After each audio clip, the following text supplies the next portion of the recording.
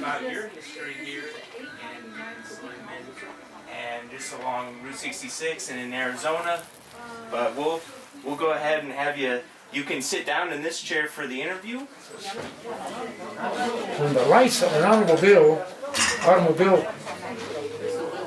coming into town on old Route 66, we children would run to the wall, and the headlights of the car would make shadows on the wall, right? So we would dance and stomp each other's shadows off as the lights of that car moved. Everything on the wall, the shadows moved, and away he went. We made our own fun, no television. If you had a broken down radio, you were lucky. What I have learned about myself and human beings, we are creatures of habit. You don't know what you have until you lose it. So we were right past them in 78. By the early 1980s or even the late 70s, some of the people traveling on 66 began to trickle back into Seligman. The few that trickled back in here, they were all in their 60s or 70s. Men and women told me the same thing. They all sounded like a recording. They stood right there and told me, when I was a little boy, when I was a little girl, this has got to be the highway that my parents used to go from the Midwestern states to California. What brought them back into Seligman? What did they see on I-40? The big conglomerate businesses. And I have nothing against the big conglomerate businesses. Route 66 will put you to sleep if you don't watch it. Smooth, right? On I-40, on 66, well, these people begin to miss America of yesterday. They begin to miss we, the people. But the people that begin to come in here were so happy. They were so happy that we had to preserve a little bit of America.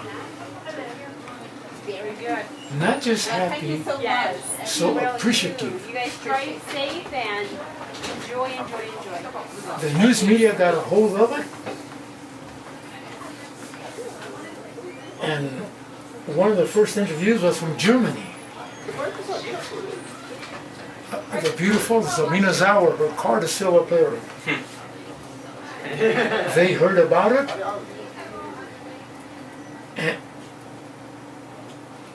and through all these years, people just keep coming and coming and coming and coming. They are all so happy. You're wondering, what do you mean? For 30-some years they come in all so happy.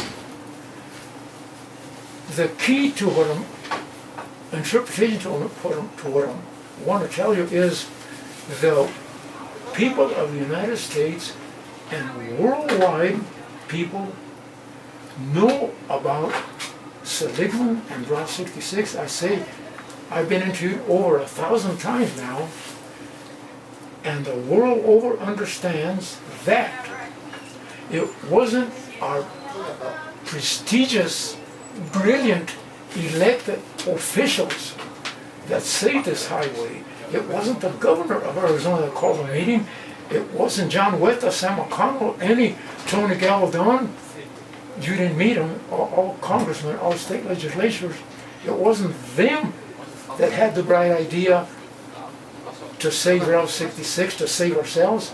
It was we, the people, that did it. And journalists understand this. It's a story of we, the people. So this is what I try to do. I try to help young boys and girls understand, if you give up, you're not going to better yourself. You don't give up. If you want to become a doctor, a nurse, if you want to own a business, no one can stop you. But you don't give up. If you listen to your neighbor, you don't ask your neighbor, ask yourself, can I do it? Yes, I can do it. And this is the message, I repeat, that the world is receiving. One thought and what has come of it, incredible. I live such a beautiful, happy life. Nothing but happy, appreciative people from all over the world. It's incredible. I wish more people could be near as happy as I am.